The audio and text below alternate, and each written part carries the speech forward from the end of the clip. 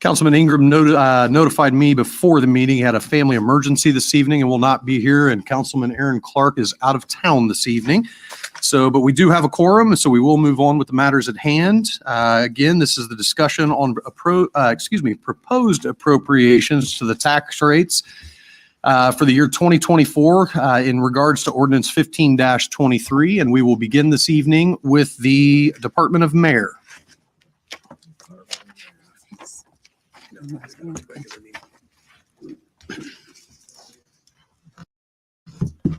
Good evening, Mr. Wright. Good evening. As far as the mayor's budget is concerned, we'll let you know there's really no changes, just in the anticipated increase in salaries that we put in. Everything else has stayed the same. We're basically has been the same budget for the last 4 years. So, no increases except in the payroll area. He is right on budget. We should be at about 87% of the budget this time of year, and he is currently sitting at 74. Any questions for Mr. Wright regarding the mayor's budget? Anybody from the audience?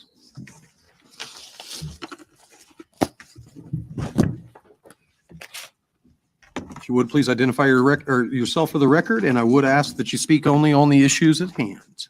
My name is Elizabeth Edgell, and I'd like to know why the mayor isn't here and how come he hasn't been coming to city council meetings. I can't answer that. I don't know if Mr. Wright can. I did not hear the question. The question was why the mayor was not in attendance this evening and why he hasn't been at any council meetings. Mayor is not in attendance this evening. He had a prior commitment, so he's been at meetings and speaking engagements all day. Very good. Thank you, Mr. Ryder. Is there anything further from the audience? Anything further from the council? Seeing, hearing none. Thank you, Mr. Wright. Up next is the street department.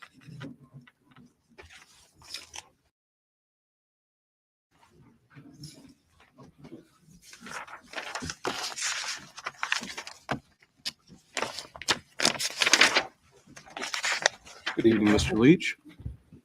All right. Is there anything about your budget you'd like to point out to the committee? So as I did last year, I'll kind of run through a little bit of a year in review, give some basic information. So our Public Works Department, also known as Street Department, is not funded by property taxes in any way, shape, or form. It is paid for by the Motor Vehicle Highway, local roads and streets, wheel tax. All those are distributed by the state, so we don't get any property tax funds in any way, shape, or form. We have 23 employees, counting myself. And we maintain a roadway system, approximately 778 lane miles, 317 centerline miles. By this date, from January 1st, of course, to October 9th, I'll put this together, we'd completed 722 total work orders in our work order system.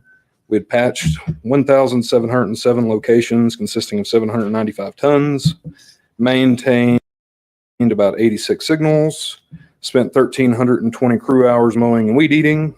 We'd removed 16 trees in-house, contracted 20 trees for removal, performed $160,000 in repair and maintenance of city-owned vehicles and equipment, completed 395 sign work orders, and paved 3,573 tons of asphalt on 12 streets. Notable achievements for the year: we're on track to complete 3 miles of centerline paving in-house. Got a one-man patch truck that we're probably going to purchase that we're demoing, so it'll free up some crew members. This is our first entire year of having a work order management software. This is our first year of downtown maintenance. We do have a part-time employee that their sole job is to take care of downtown. We also did our first concrete panel replacements out in Robinwood, fixing some streets out there that are concrete roads. Completed a Heacon Park drainage for the playground so it no longer floods every time it rains. repaired our city salt barn parking lot, which was in desperate need of repair, and built an ADA parking lot out at Prairie Creek. We did complete our CCMG 2022 paving. The Riverside paving is complete. We completed neighborhood paving with our in-house crew on Robinwood, Meadowlark, Pettigrew, Robinwood, Petty at Pettigrew, Wheeling Avenue, Cole, Shady Lane, 9th, 10th, 14th, Jersey Street, and as of today, Sycamore Court. I think Lacey actually lives there. Working with utilities, following roadways were paved. These are Cherokee, Seminole, Apache Pass, Chippewa, Maumee, Apache, and 16th Street. And we continue on the engineering for McGalliart, which is Wheeling to Tillotson, and MLK to the bypass, engineering for Tillotson, McGalliart to Kilgore, engineering for the Kitzelman Phase 3 trail project, and a city and MSD standards update. That's really what we do. As far as our budget goes, it is nearly identical to last year, mostly because our funding is pretty much identical last year. We did go from individual salaries listed out to salaries and wages. Of course, the council sets the salaries and wages by ordinance. So there's no trickery going on there. That's still set by council. It's just all condensed under salary and wages.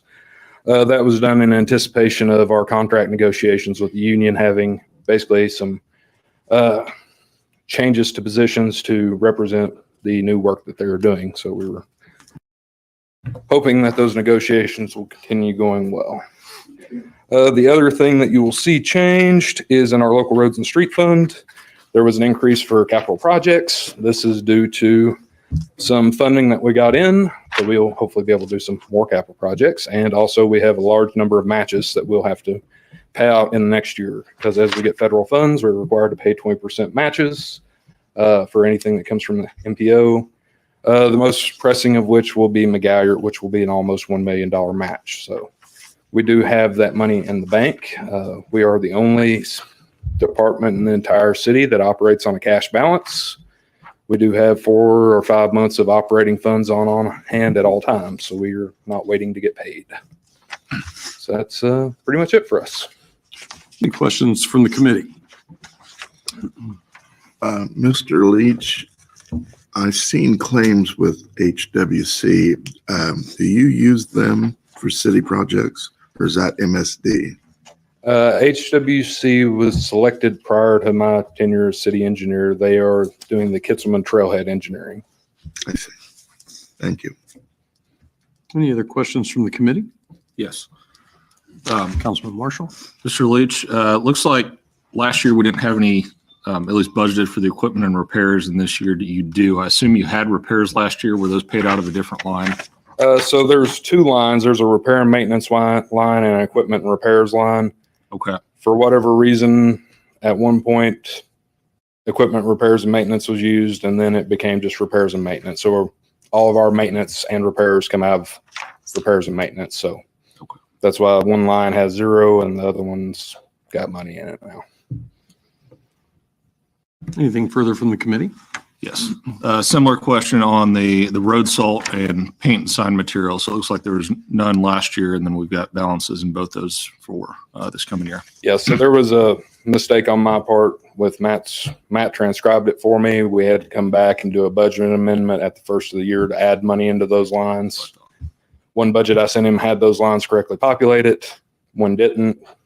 They just got populated wrong, which was my fault. So we did a budget amendment, but we have to buy road salt and stripe every year. I just have a, Councilwoman Sylvia? I really appreciate you repeating and saying and mentioning all the stuff that the Board of Works does, and good job. Thank you. I just want to compliment you guys. You do a lot of work. Thank you. Anything further from the council? Or excuse me, from the committee? You mentioned that you had built in, Mr. Leach, some additional wages and salaries and wages pending approval of the AFS-CME contract. Is that correct? That is correct. Can you tell me, or maybe it's a question for Mr. Wright, where are we in those contract negotiations? At last report, I believe those negotiations were stalled. Have we had a meeting since then? How close are we? We are scheduled for another meeting tentatively next week, pending the union. They're coming back to the table, so I feel like that's positive development all the way around. We'd rather get them paid correctly and go through the process. Do you know off the top of your head what percentage raise was calculated into the 2024 budget for those labor employees?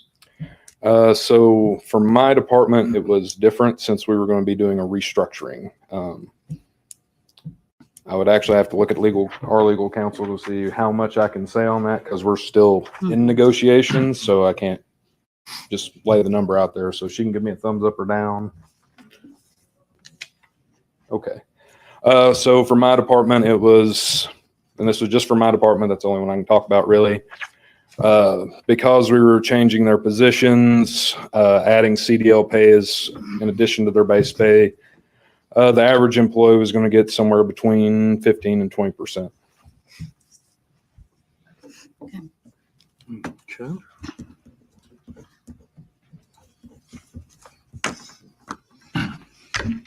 And just to kind of stress that point a little bit, my CDL drivers currently make $18.12 an hour. The state of Indiana average is about $22 an hour. Literally everyone around us pays significantly more. MITS pays more than we do. And my guys are not CDL truck drivers. Like, that is their job title, but 90% of the year they operate a shovel, run equipment, trim trees, mow grass, all the things that Public Works do. So we're trying to realign their job title with the expectations of the job. So that's the reason for the shift. It would be more in line with what, one, the state pays, and two, what MSD pays. Okay, anything further from the committee? Anything from the audience?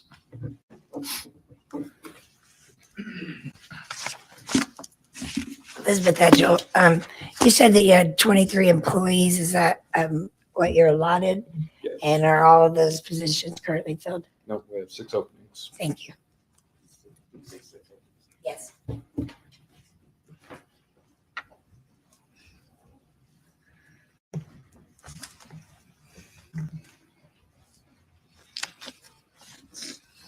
Good evening, Mr. Yenser. Rick Yenser, newsman and author. I wanted to remind the government and the public that something little known that affects street and road operations is the state increased the gasoline tax a penny or two this summer. So there should be more money in these accounts to be able to cover not only employees, but street repairs and reconstruction. And I'm hoping I hear nonstop about McGalliard Road. This has been under works planning for years, and it needs to be done now. But that gasoline tax that came out of the State House, you need to be wary of how that money's being spent. Thank you, Mr. Yenser. Is there anything else from the audience? Anything further from the committee for Mr. Leach? Seeing, hearing none, thank you, sir. Thank you, Mr. Leach. Good night. Thank you.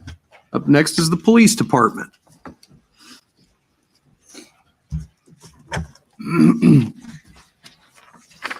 Deputy Chief Deegan, I see you've come well represented this evening. I think we got, 13 officers in the room this evening. I always try to encourage involvement and engagement from our personnel, so I'm happy to see some here tonight. Yeah, thank you for being here, guys. We want people to take an interest. It shouldn't always just be me up here bumping my That's right. gums or somebody else. So,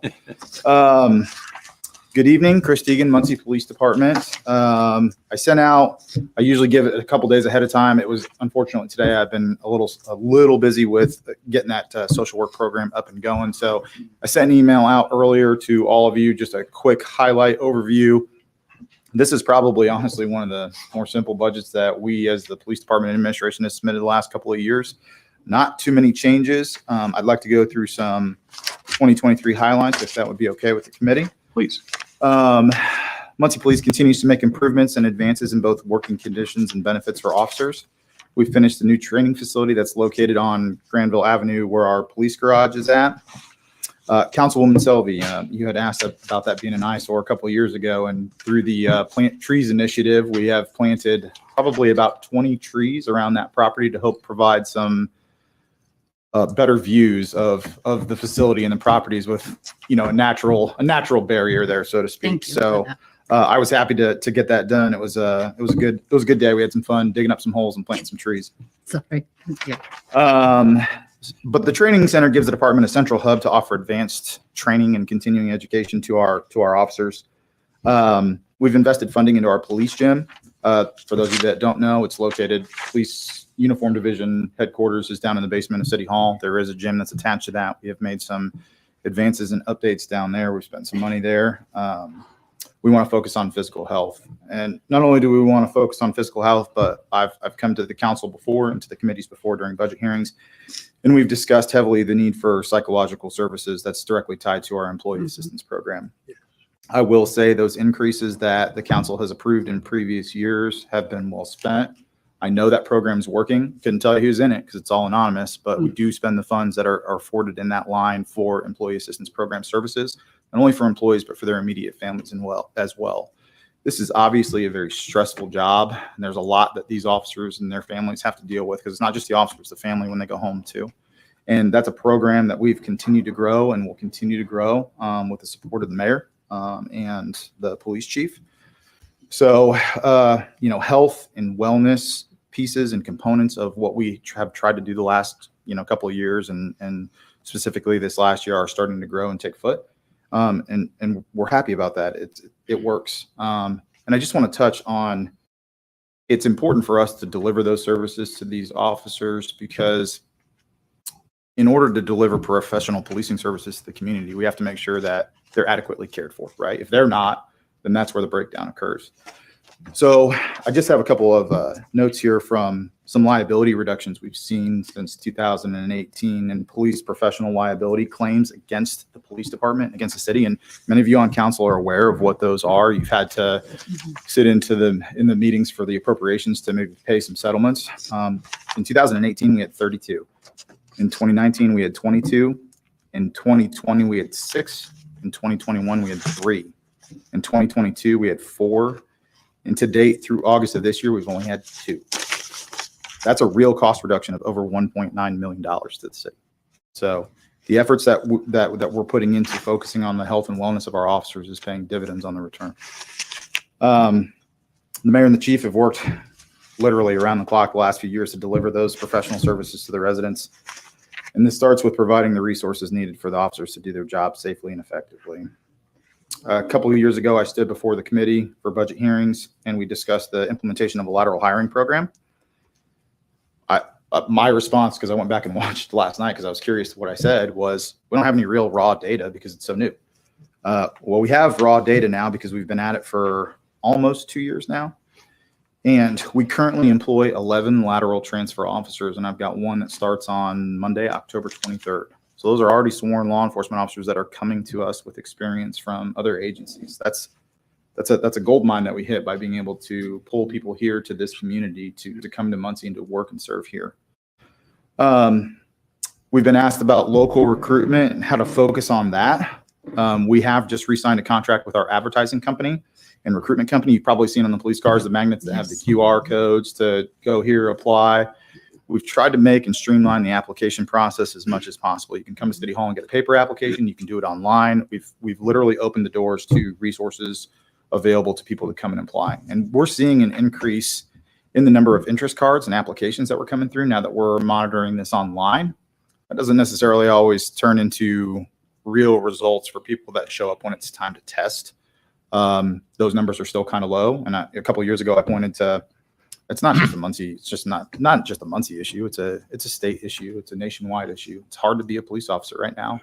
And we're seeing that in transition to people that apply. So I said weather the storm then. I think we've weathered the storm pretty well. We're with the start of the lateral, that'll put us back to 104 because we just had a resignation. And then we have 2, I'm waiting on the last pieces of the process for 2 new hire candidates to present conditional offers to. And then we have the internship program, which I touched briefly on when I discussed the social work program about a week ago, we implemented an internship program with partnerships with Ivy Tech and Ball State University. And it's an internship to job opportunity program. And we have 5 students that will graduate in May that are entering the last phase of the selection process for this. And my hope is to place all 5 of them. But I won't know that until we get through the last piece of this component. But we have one that's already a success story. He works here for us full time. He graduated from Ball State, went through that program, and when he was successful, we offered him a job right away as soon as he graduated. And I think we made him come to work on Monday. So it works. He didn't really have much of a break, but hey, good for us, right? So we are doing really well there. And that brings me to kind of one of the last things that I want to touch on. At the beginning of this year, our current administration implemented the Community Engagement Division for the department. Many of you know Sergeant Amy Kessler. I've reached out to her at some point. She's very, very, very good at what she does. We wanted to focus on improving relations between the police department and the community. And the only way that we do that is if we dedicate people to it. And, you know, in previous years, we haven't been staffed as well as we had liked. And obviously the emergency response is going to be first and foremost. So now that we're staffed to a point where we feel like we can commit some resources to this, we've done that. When we looked at ways to grow this program, and with the development of the crisis center, partnerships arose from that with Meridian and the hospital, IU Health. I say the hospital, it's just easier. IU Health, the university. We were able to provide, MPD was able to provide data points, and a program outline was submitted for a grant, which I brought before the council last week, for a fully licensed social worker. We were awarded that grant for a licensed social worker and another community engagement officer, and that's for multiple years. That division will focus its efforts on social service and mental health and addiction service delivery. Once it's fully operational, it's going to take a little bit of time still to get us up and running. But we've identified the second officer for that piece of that component that we're working on. But it will also still continue to focus on MPD's outreach into the community and to foster and build relationships. I mean, I think that at the end of the day, that's really what we need to focus on when we start talking about community engagement. Is how do we help deliver social services, and how do we help build relationships between law enforcement and the community? And that's going to be the focal point of that division. So we're very proud of that. And the mayor's office should be proud of it. The council should be proud of it. You guys had a hand in it. You approved the resolution to create the position. It's something that Muncie's needed, and we're going to do it. So I'm excited. With that, the email I sent you guys, I'll just touch on some of the financial things. Not really a whole lot here. You're going to see some changes in the payroll rates. That's obviously for the raises for the sworn police positions, and for there was some built-in raises for our civilian positions that fall under our budget. I would have to defer that to the controller and to legal. I know they're still within those negotiations, and I will defer that to him when we get to that point. But some of the questions that we had beforehand was a breakdown of the salaries. I included that in the email. It's essentially, I took the salary rates from the ordinance that's already in place. This is how they came up with the numbers. It's a 10% increase from those, with the exception of the first year employment, because within the contract structured a little differently. It used to be an 18% reduction from the first class rate. That was shifted to a 16% reduction. So that looks like a little more than 10%, because it is, but we felt like the target starting salary for the police department needed to be at least $50,000. And that's kind of where we came in at through the negotiations process. There's no changes to the rank pay structure other than the addition of detectives. Anybody that's been in investigations, I had for a little while. We've got some probably members back here that are or have been. That's a hard job. They're on call and dedicate 24/7 of their time to the city, and we put them on call, and we expect them to answer the phone when they're called and come in when they're called. And I think that was a needed benefit that they got done through negotiations this time. So I'm glad to report that. No changes to the longevity pay, with the exception of at the state, they've identified a 25-year longevity rate now, which was just adopted by the city through negotiations. So that's going to be $8,000 annually for anybody with 25 years or more of service, which then impacts the pension base, which helps the retirement piece and the recruitment incentive packages that we can offer. Overtime was increased by $25,000. I'd like to stay between 5 and 6% of what the dedicated salary rates are. So that's the addition for that increase there due to the higher pay rates.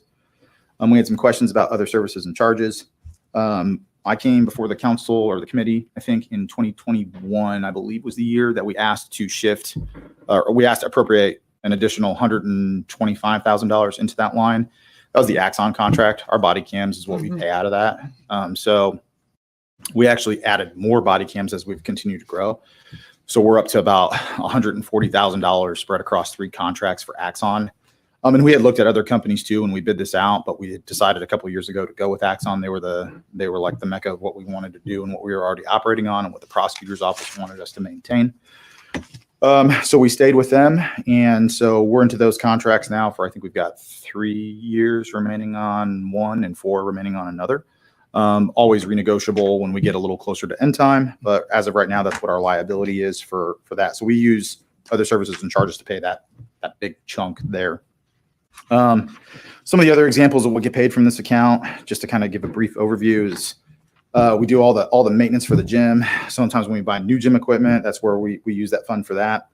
We have Cintas medications, first aid cabinet subscriptions that we pay for throughout the police station and the training center. The police department takes care of the security for the building, the key fobs and all that access. We have a couple offsite buildings where we need to have video security because of the amount of equipment and the type of equipment we have. So we pay for subscriptions there. Radar certifications, course and fire and safety and security components, our random drug screening program for MPD employees, cleaning services for not only the police station, but the gym downstairs as well. BMV transactions, because that's technical. I won't get into that. Specialty equipment. Sometimes we lean into this, sometimes for specialty equipment. We're budgeted so much for ballistic protection every year. We may have a year where we run a little light because we only have 3 or 4 that are at expiration that we need to replace. Sometimes we run a little heavy and there's too many that we need to replace with what we're budgeted for. So that's a source that we can tap into for ballistic protection. We've also just recently acquired additional ballistic protection for the entire uniform patrol division in the way of cut rifle rated plates, ballistic resistant plates that are part of the components with the vest that they wear now. So I wanted to kind of throw that out there as just some of the things that we use that fund for. So obviously the biggest piece of that is Axon, but I felt that it was questioned, so I wanted to at least provide some insight and some information to the committee. You'll see some reductions that were made. In the public safety fund, we reduced other supplies by $20,000, and we reduced capital equipment by $60,000. I think long has been my goal, at least as long as I've been in this position and worked with members on the council. And I think there's only a couple, maybe original members that were on the council when I started in my position. And I know President Robinson, you were one of them. And I said, we need to highly concentrate efforts on the capital problems that we have. And that was radios, cars, tasers, guns. That stuff costs a lot of money, and none of that had been replaced in years, decades. I won't say years, I'll say decades. And so we've tackled that head on. This administration has been able to secure 70 vehicles since 2020. We've been able to phase out the older maintenance heavy and unsafe vehicles. We're seeing cost reductions in fuel. We're seeing cost reductions. I wish gas was still what it was 3 years ago. Man, we'd be sitting on a pile of gold, I think. But anyways, we're seeing real time returns on that. We are also getting ready to finalize the final contract for the full emergency radio replacement. This has been something I've talked to the council about at great length. 75 of those new portable radios of the 110 that we need are in and issued. Now, the last batch didn't come in until a couple of months ago, and I think we ordered them maybe a year and a half, almost 2 years ago. That's a product delivery issue, not specific to Motorola. It's just the electronic components and the issues that we were dealing with at a national level for that. But we have those radios in, and I've just sourced out and priced the quote for the final piece of that. And I'm going to get us onto, or my hope is to get us on, I got to work with the controller's office, onto a lease replacement program. So whoever's standing in this position years from now doesn't have to come to you all as city council and go, I need $400,000 to replace 105 radios because they don't make them anymore. That was never a good way to do business. I don't believe it's a good way to do business, and I'm going to try to write that course for us while I have an opportunity. So long-term solutions have always been a focal point for the MPD administration. It's been through the efforts and the support of the mayor's office, through the union, through the city council, through everybody. really is why we've been able to get a lot of this stuff done. I've been a union board member. I've been on contract negotiation committees. I've been the head of the union. I've been a department administrator. I've been just a department regular hoof it on the streets officer. I've been around the city for multiple administrations, and I feel very good about what we've accomplished in the last couple of years and where we're going as a police department. And I don't say that lightly.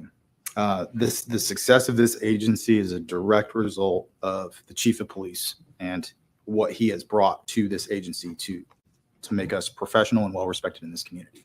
And I fully believe that. With that, I think that's pretty much all I got. But I would stand for any questions. Thank you, Deputy Chief Deegan. You're always so prepared, and I always appreciate the fact that you provide us information ahead of the meeting so we can look over it. It certainly helps. There's a lot of information you just provided, so your thoughtfulness is always appreciated by this council. And thank you. So, is there anything from the committee? Yeah, if I may. Councilwoman Sullivan? I'm going to start with a statement, and then I have a question for you. Yes. First of all, I just want to tell you, there's a lot of times my interaction with you, I've asked some questions. Some of them were kind of tough. Some of them is because I didn't understand the process. Sure. But I just want to let you know that you have always been gracious, no matter what question I've asked you. You've always been patient, and you've always been direct and clear and very understanding from where I'm coming from. So I appreciate that. Question for you. It says here, and that could be because I don't understand it very well. Sure. MPD DTF expense, 20,000. Could you explain what that goes to? Because I have another question about it, but I want to make sure I understand what you use that money for. Yep, I will answer that with as much detail as I can. Okay. We run a task force division Mhm. where we partner with federal agencies, Mhm. and sometimes they have expenses that come up that are needed for investigation purposes Okay. that we utilize those funds for, and yeah, that's pretty much what that's used for. So the expenses to go find, if you have to go to another state to bring somebody or interview somebody. That could be that's one of the instances. one. Yeah, there are some direct investigative component pieces that Okay. funding could be used for as well. I think I would probably have to defer the attorney to maybe answer. No, that's enough. Okay, so I know. Okay. And this is sufficient, 20,000? Yes. That's okay. Thank you. Any other questions from the committee? Councilman Green? Ballistic vest at $30,000. Are those giving your officers all the top line that's available for their protection? I don't know. What do you guys think? You guys like them? One of the best vests on the market right now. Okay. We demoed. I should have brought it down. We've got. I didn't believe it. We demoed.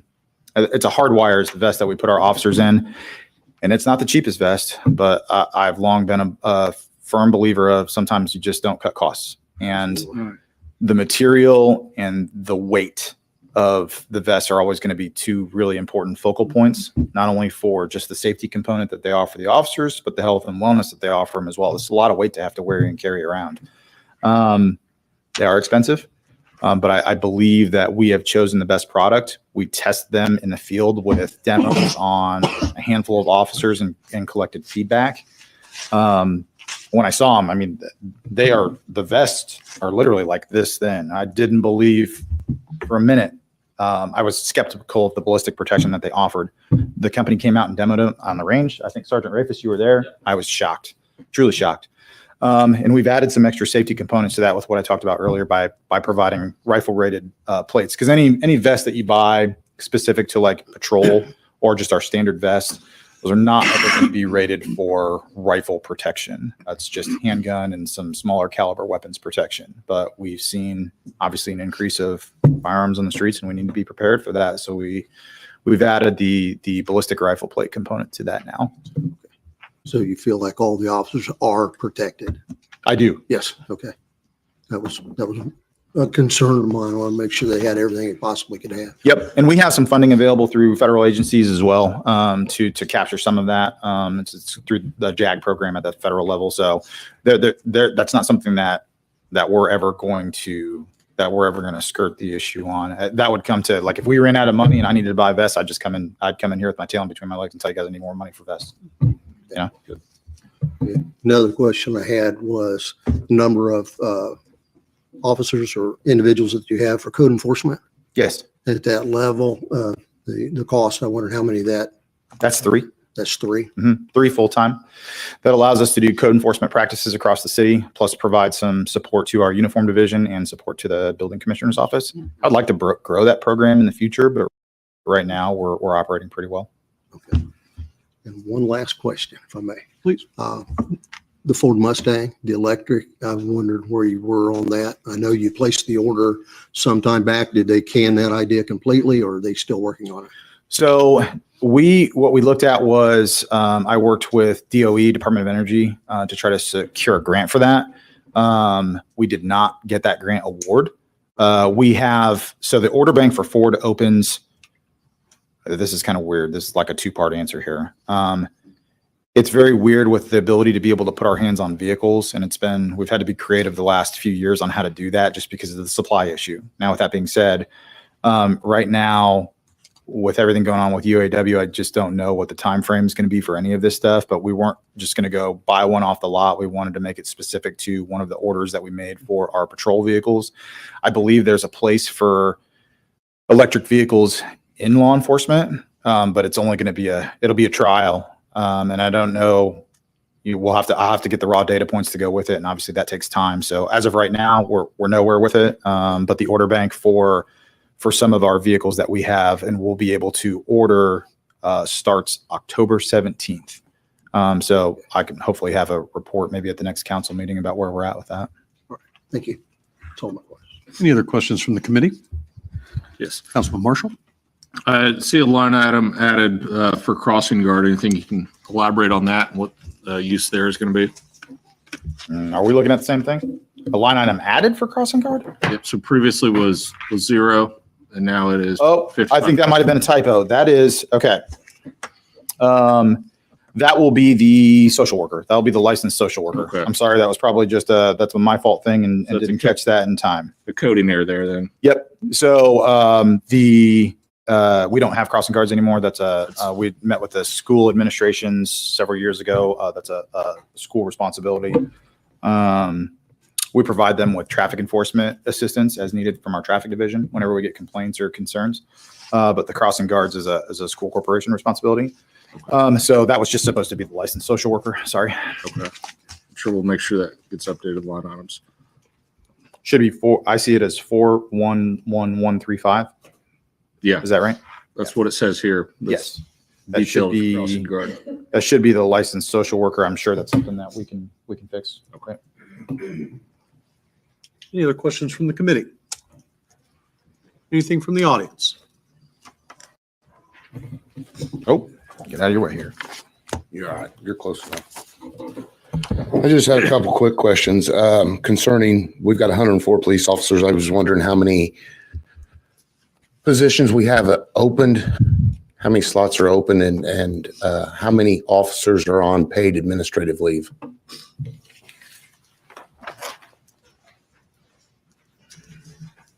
Let me get my other folder. So 103 lateral starts on Monday, the 23rd would make 104. We've got nobody on paid administrative leave. We have, I believe, 3 on unpaid administrative leave, but let me see if I can find my chart here.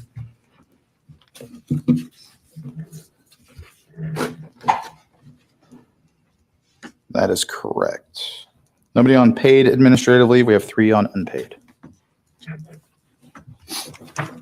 Was that all the questions? So those 3 positions are still held open, or you've got them filled already? Those are, we can't, I'm not legally allowed to fill those positions. Yep. Just to clarify, paid or unpaid leave, no matter what the status of the employment for an officer is, until it is a true separation of employment, we still legally by state law have to provide benefits, retirement benefits, insurance benefits, all that kind of stuff. So we do not fill those positions until there's a resolution with the employment status. Thank That answers your question. Chief Deegan. Ms. Edgel? Yes, I'm Elizabeth Edgel. I believe they started a new program with the cameras on the outsides of the city on all the entrances into the city this year, the chief and the mayor. Can I get the cost of that? Because at first they were doing it for free for a short time to see how it went, and I never got an update on that.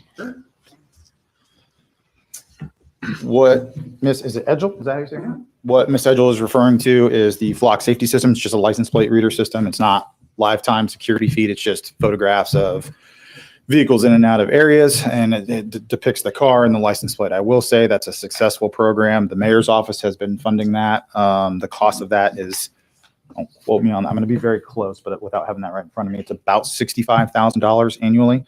And I can tell you a direct result of having that program has been closure in major cases. That program was used for the tragedy that we had in July. We were able to identify suspects and suspect vehicles using that program. It's been used in other homicide cases where we've been able to identify suspects and suspect vehicles. That is delivering real results. It's a force multiplier for us. So, Thank you. Good evening, Andrew Pop. Question I have, it was partially answered earlier because I understand you guys received an email with the proposed salaries for the captains, lieutenants, and sergeants and investigators. On the packet I have here, those are listed as 0, which was explained. Are the numbers that you guys were given included in the total amount of budget that was provided to the public, or do those need to be added in? And if they need to be added in, can we know what those totals are so we can review the full? Can you repeat that? Yeah, absolutely. So 3 line items for supervisor, captain, lieutenant, sergeant, and investigator on our budget are showing 0, the packet that I have. It's my understanding that Deputy Chief Deegan sent you guys an email with what those numbers are. I think those are the cumulative totals of what is it, and I'm trying to get there, but I think those are what he provided us are the broken down versions of the cumulative totals that are in the budget. Is that correct? Okay, please. Okay. Yeah, because I've got zeros across the board. Well, the second part of that is the numbers that whatever they are, the front sheet that was included in the budget that was available to the public, are those totals included in that, or do they need to be added to? I might defer to you, but I can answer the question. I'm Yeah, not sure what. let's answer the talk first about. question, then we'll tackle the second. So to answer your first question, you see 0 line items for captains, lieutenants, investigators. We zeroed those line items 2 years ago now, I believe, at the approval of the Finance Committee and the City Council. And we moved all of those into patrol officer. We separated the administrators, the chief, 2 deputy chiefs, into their own line, and the rest of the sworn personnel fall into the patrol officer line item. The breakdown of those salaries can be found anywhere by the salary ordinance. It breaks it down in full detail. But that total is represented in the line item for you. Yep, that's been done. That's been like that for probably, I think, now 2 years in running. This will be the 3rd year that we had combined that. And that's to prevent any kind of accounting error that we may have. When we had the different line items and we shifted people around, if somebody were to leave, if somebody were to be promoted, we're moving personnel within those line items, and maybe those line items can't sustain the budgetary amount for that. So then we would get into moving personnel and moving money. So we took the composite of the sworn employee salaries, with the exception of the administrators, and we put them into one line item. And then the breakdown of that is viewable to the public by the salary ordinance. Very good. Thank you, Deputy Chief Deegan. Is there anything further from the audience? Anything further from the committee? Councilman Overby? You mentioned the cameras. I have a question. There's cameras in some of the parks, and I've asked the question several times, who actually monitors that? Do they monitor it, and to what degree? Because not too long ago, I talked to the park superintendent and said the ones in Morningside Park had been painted over, and there was some vandalism there. So I was wondering if you could answer that. I can't speak to the cameras that aren't ours. I'm not certain. Can you give me a location of the ones that you're talking about? There's cameras at Morningside Park. There's some at Hegan Park. And I think another one you probably know, don't you? Right. I believe Cooley as well. Cooley. So I'm just taking notes I was here. told that the Parks Department and the Police Department have availability to those cameras, but nobody's ever confirmed that. I don't know that I'm going to be able to confirm that for you tonight, but I'm more than happy to send you an email. The cameras that we have are monitored in way of this is not Big Brother. This is not real time. I know. Right. I don't have the staff to sit somebody in front of monitors and watch cameras all day. Right. That's just the reality. I know about the cameras you're talking about because I was there when they was introduced. Are these different cameras? These are different cameras. They're full-time. They're put in by, I was told, Sonatrol. Okay. I wish I could provide you an answer right now. I'm relating to you what I was told that Parks Department, Police Department, have access to those cameras. I just wondered if that was how that worked. Or if it worked. I know that Parks has been working on programs to get cameras in. We've also talked to neighborhoods that have had interest in uprighting cameras as well through the use of ARP funds. But if it's not a camera that we put in as the police department, I would have to get more information and get you an answer at that point. All right. Thank you. I just saw George Foley walk in. We can put him on the spot. Yeah. He's just shaking his head. No, we're not going to do that to you, George. Oh, well, we were just in a meeting earlier. You want to come up here? Hey, you dragged me to a meeting earlier. Now I'm dragging you up here. Well, thank you, Deputy Chief Deegan. Is there anything further from this committee? Anything further from the audience? Seeing, hearing none. Deputy Chief Deegan, thank you so much again. I really appreciate the thorough review and explanation at this committee meeting. You've been doing this for the last few years and have always been upfront with us, always deliver the information ahead of time.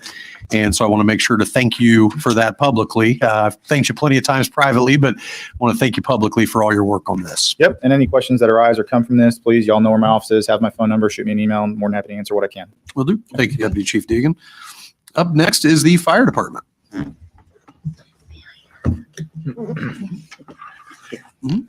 Good evening, Deputy Chief Dan Burford. I haven't had the opportunity to meet all of you yet. I'm up here tonight with the sudden retirement of Chief Meade, so I'll be going through this as best I can for you.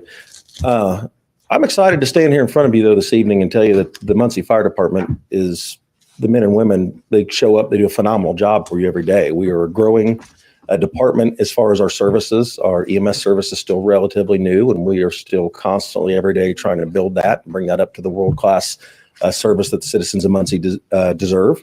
We're working constantly on equipment. We've been making upgrades to our stations in the way we put roofs at station 2s, 3s, and 4s this year. We have awarded a contract to upgrade the restroom facilities and locker room facilities at station 7, as well as flooring. That work is beginning shortly. Did some roof repairs to some coping and some block work at 7s as well. And drywall repairs are being done to that at the same time as the facilities are to bring that one back up as best we can. We do have some stations, obviously, we need to do some more work on. And so we'll plan, and we've got some money, as you see in the budget, to help us do that next year as well. We're on pace to respond to 18,000 incidents this year. And so for a department this size, a city this size, that's a busy department. I will tell you, per capita, we are by far one of the busiest departments in the Midwest, if not at the top. So our men and women work extremely hard for you, every day, as I said earlier. So I'll just jump right into this. Like I said, this is my first time hearing Chief Deegan. I got to say, next year I'm gonna sit down with this guy and let him help me get my stuff together, because he is on it. So if we're here next year, I'll be with you, my friend. So as we go through the fire budget, if you look, really the only things that we made adjustments to in the general fund were contract items. We made adjustments to meet the labor agreement with the city, between the city and the union. If you look, we've been operating fairly well this year as far as total percentage wise. Don't let that fool you though completely. We will be fine, but we do have an engine that is due for delivery anytime now. And so that's a $700,000 expense. Fire engines that we could purchase pre-COVID around $400,000 are $700,000 to $800,000. And that is, if you can get them. If we do full-on custom builds, we're looking at 30 to 36 months.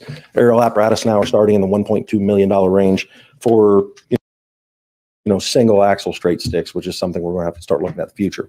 So it's always a challenge for us with our equipment, our aging equipment, replacing it. And luckily we had that in the budget this year. And we're asking again for that no increase, well, a little slight increase, I should say, in that.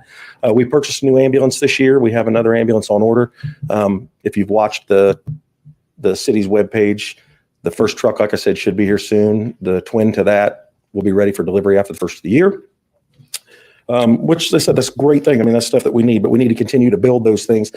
We would like to get a replacement program, a long-term replacement program in place, but to be able to do that, we have to get our fleet up to a standard to begin with. It doesn't do us any good to start saying we're going to replace down the line if we don't have our fleet up where it needs to be to begin a replacement program like that. Those are things that I've done, for several years, helping with all the administrations throughout time that I've been on the fire department, as well as specing fire apparatus before I came here. So it is something I'm very passionate about. So if you look down through, like I said, through the 101, our increases, chief's pay, that was contractual. I will go ahead and answer the fact that the deputy chiefs, battalion chiefs, chief inspectors, captains, and so forth, we did put everything on the suppression side down into the fire line last year, was approved by this council. There again, it's truly for accounting, reduces those errors throughout the year. All those figures are available online, as well as through our contract negotiation. You can see those individual breakdowns as well, but it is much easier when you're trying to figure out what the budget needs to be, where you're going to be for your expenditures. I have a nice flow chart that I fill everybody in when there's promotions, retirements. I just plug numbers in, it moves, it makes adjustments for us. It makes it a lot easier. So we did that. Did have to adjust our Medicare expenses for that, and the perf expenses.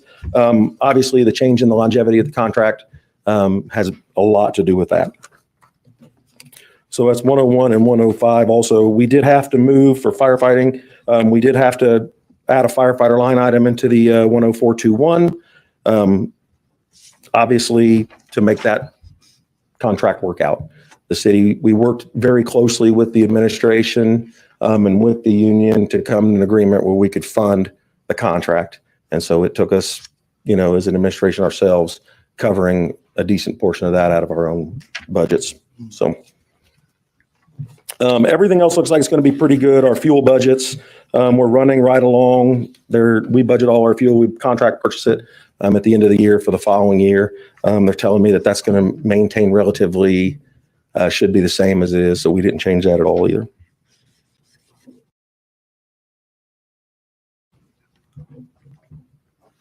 Do you want to do the EMS stuff at the same time since I'm up here?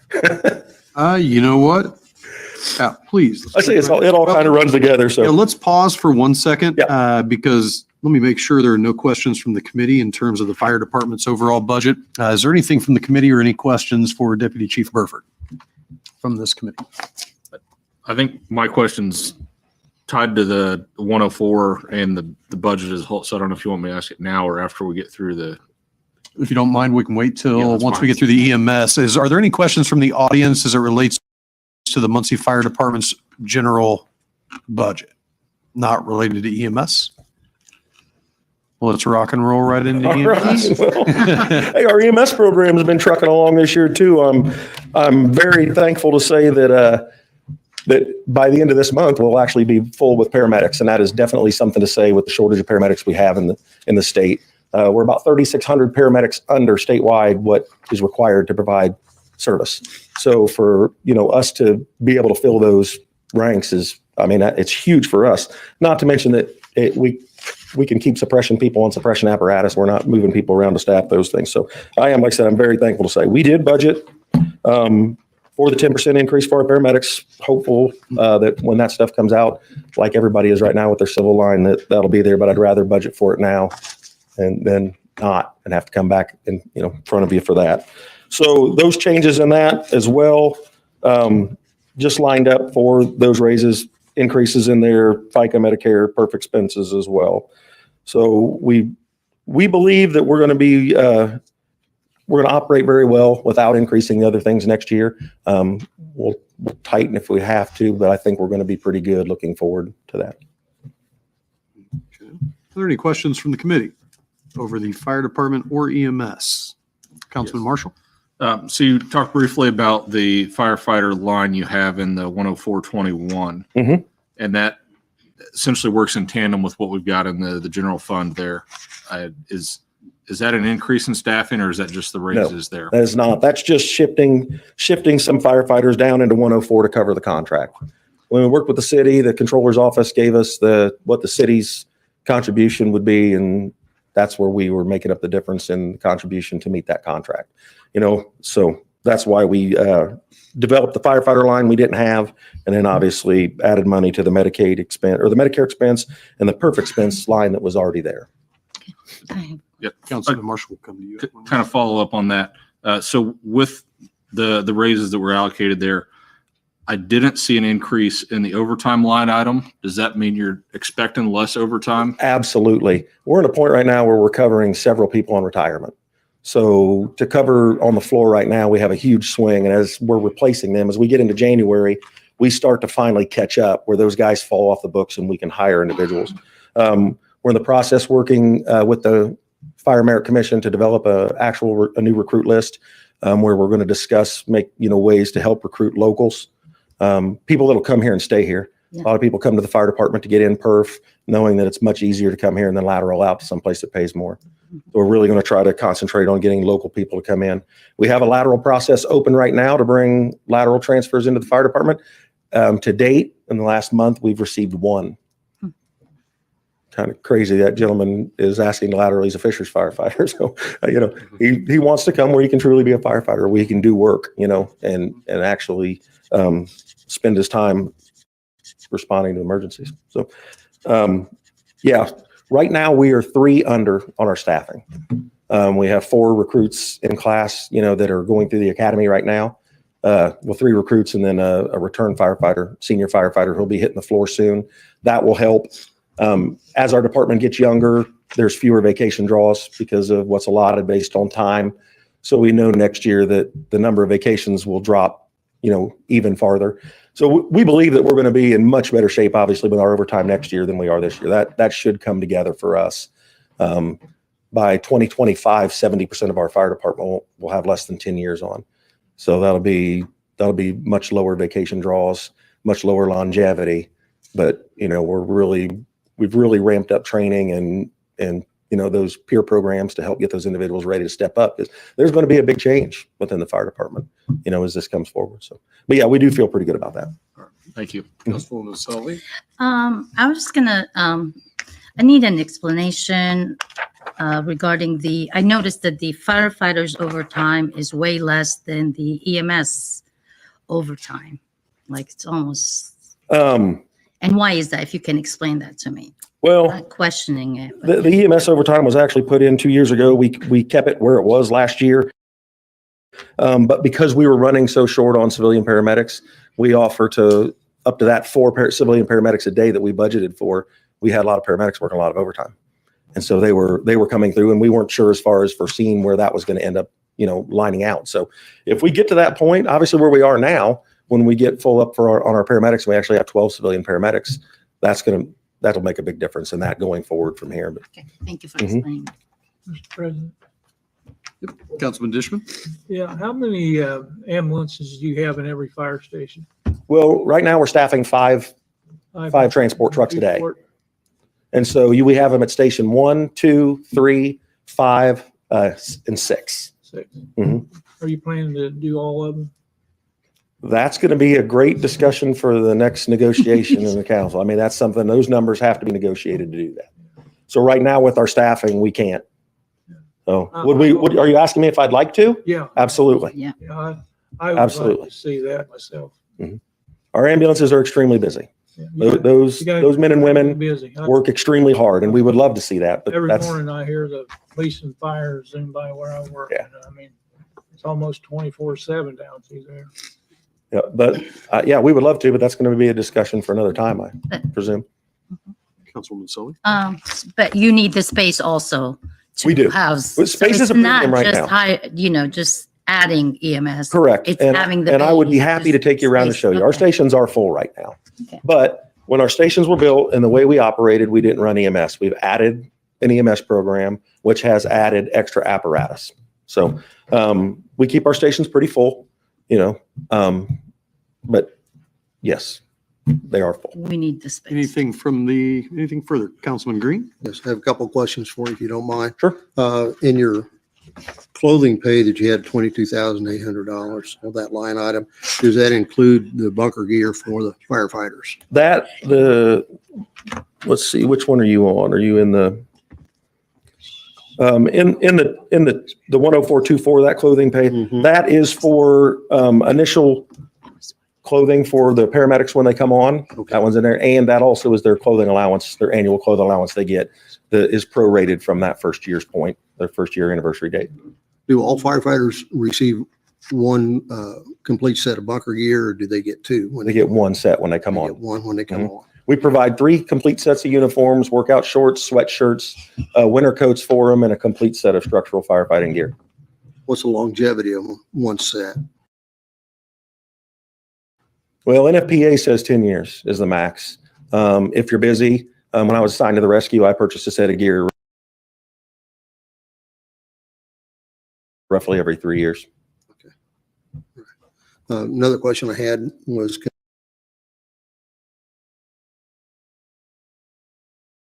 concerning the emission control filter systems that would go on the trucks. Is that something that's someone to replace the systems? Now, I've got a background in auto mechanics and diesel mechanics, and I'm not looking to add an extra diesel particulate filter on top of a diesel particulate filter. Increasing back pressure on a diesel engine is negative to its, to its performance, its operation. But we are looking to put those systems in, and I have bids already for systems and quotes for installation and electrical already ready. So that was something that Chief Meade was working on, and we were getting relatively close on, and I hope to continue pushing for that. Hopefully get something together for that. But we're going to go with the hanging units in the stations. We're at like we have at Station 1. Newer diesel engines, if they're running properly and meet the proper standards, do not put out near the particulate matter that older pre-2007, when the first gen emission standards came out. They don't put out near the amount of particulate matter if they're running properly. So we feel that those are the best bet, because it's not going to be a responsibility of the firefighters at that point to get out, hook them up. They're going to come on when the doors open. They're going to come on when the trucks pass them. If the doors are open in the summer, it'll be automatic. But they by far meet the standards for cleaning the air and removing that carbon black matter, the cancer causing agents. Okay. Another question then concerning the repair on the vehicles. Mm-hmm. Who does the repair work on engines, brake systems? Do you send it out to a company that does firefighting equipment, or is it done? The majority of our repairs are done by the sanitary district contractor. We have a sanitary district. They built a wonderful facility over there. If you haven't seen it, I suggest you go take a look. But they service our vehicles. They do a lot of the work. We also have other contractors, outside contractors that come in, certify the aerials, certify and work on the pumps themselves, perform pump testing. So it's a kind of a mix of things. The agreement with the sanitary district has been amazing for us. They do amazing work. The mechanics are great, but they are limited to some of the stuff they can do that requires certifications and stuff. And we use outside agencies for that. And at this point in time, do you understand that all the vehicles are working properly? There's no problems with any of them at this time, to your knowledge? We absolutely have problems with our vehicles at this time. And I would be happy to sit and go over those with you. With the fleet we have, the amount of vehicles we have, the age, the miles on them, we are going to have. And it's a daunting task. It truly is, to keep up with keeping those repaired. Like I said, we bring outside contractors in to do work on our trucks, and we utilize the garage when we can. But I would love to sit down with you and show you the age of the fleet, the miles, the engine hours on the fleet. If you would like to, I'd love to sit down with you and go over that stuff with you. So when you have one breakdown, do you have one that you have back in hold that you can? Generally, the way we're staffed now, we usually have 2 engines in reserve and 1 aerial in reserve. Right now, I have an aerial apparatus that was crashed. I finally got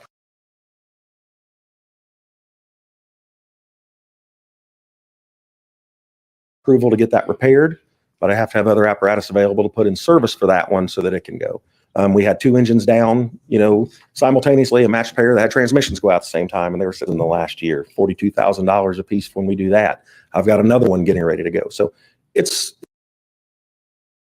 a daunting task, and it's never ending. but it's something I'd love to talk to you about. Is this included in the budget? Yeah, we do have our repairs and stuff are in here. Obviously, we have 2 line items for equipment repair and maintenance. So we've got 125,001 as, and then 70 in the other. Yeah. So You feel that's enough? I guess that's what I'm asking. Do you have enough money in there for that?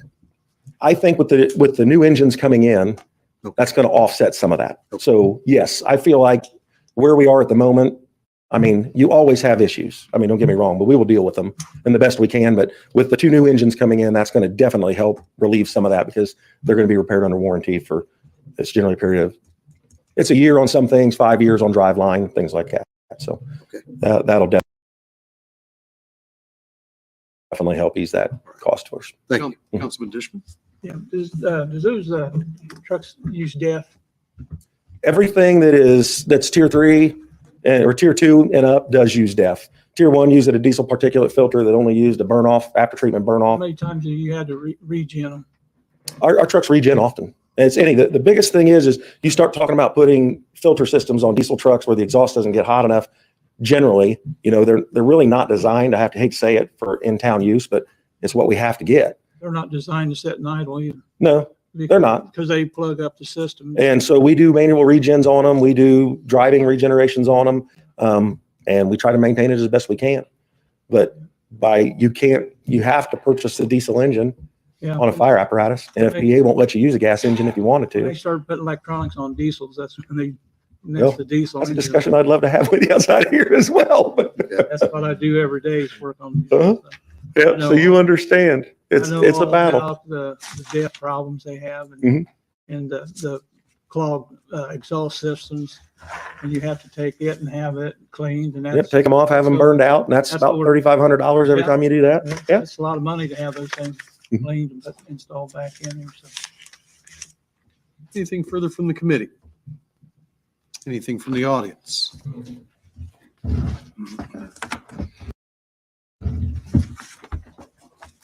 Good evening, Ms. Sedgwick. So what's the profit for the fire EMS since we switched to that for the city? And out of that profit that they've made, how much has it cost? That's my first question. Okay. Well, and I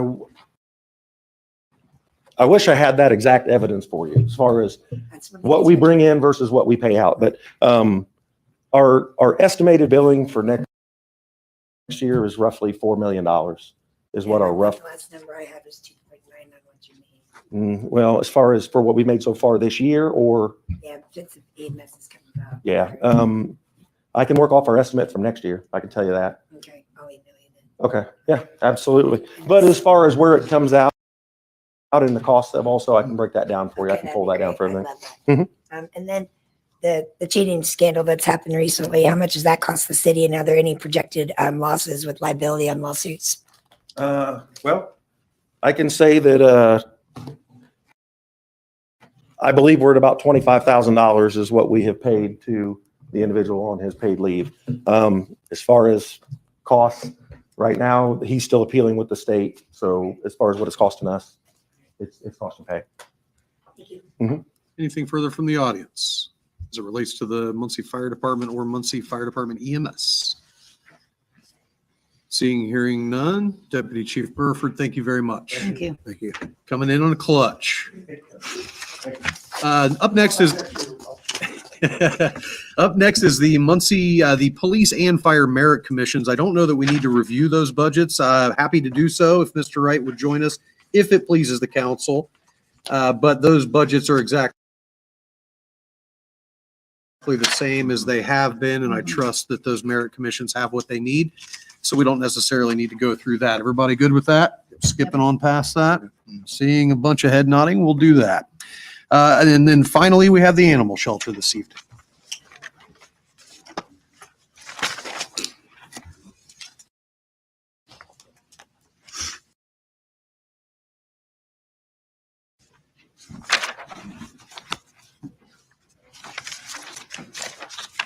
Hello, Katie Wolf, Superintendent, Muncie Animal Care and Services.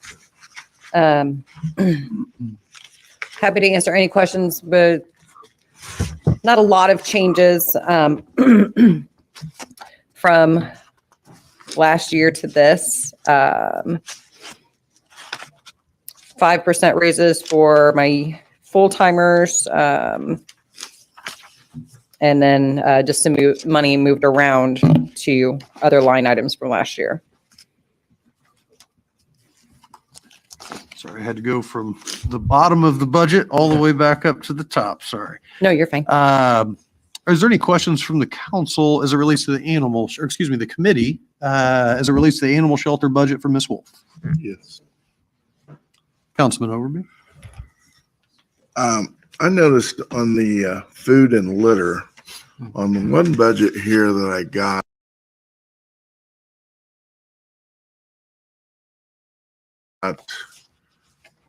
is $11,000. And then Mr. Turner on the board brought in this budget a couple council meetings ago, and that was $10,000, like a decrease in $1,000. Why is that? That I'm not sure about. I had hoped he would be here tonight to answer any questions.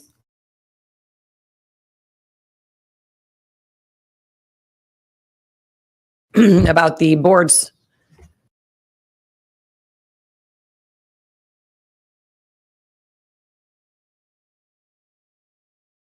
budget that they voted on. Excuse me, $1, for a 40-pound bag 2 years ago, even a year ago, is now up to over $30. So a lot of this is unable to forecast. We are blessed to have a lot of private citizens that donate to us. We've spent $55,870 this year out of donations. But we were lucky to have it. The citizens of Muncie are very, very generous with the shelter. Yes, ma'am. Well, and again, my question is why a decrease? I would think with what information you just gave, you'd ask for more money for food and litter. Food and litter actually is 15,000. Yeah. Okay. I'm just going by the figures I have here. Yeah, it's 15,000. And I will say that as far as somebody that is resourceful with getting what she needs from the donations and stuff, she's done an absolutely fantastic job. So, and I can appreciate that. And I've donated before myself, but with the economy the way it is, a lot of people are having trouble. Like you say, things have gone up and having trouble. So I'm hoping don't count too much on donations and instead of appropriations. 15,000 here. Yeah. Okay. Well, like I said, I didn't see that on my list, and I'm glad you pointed that out, Mr. Wright. Thank you. Anything further from the committee for Ms. Wolf? Anything from the audience? Seeing none. Thank you, Ms. Wolf. Thank you. That is it for this evening. I will remind everybody that this coming Monday, October 16th, 2023, at 7:00 p.m., we have a special meeting of the council to finalize the budget.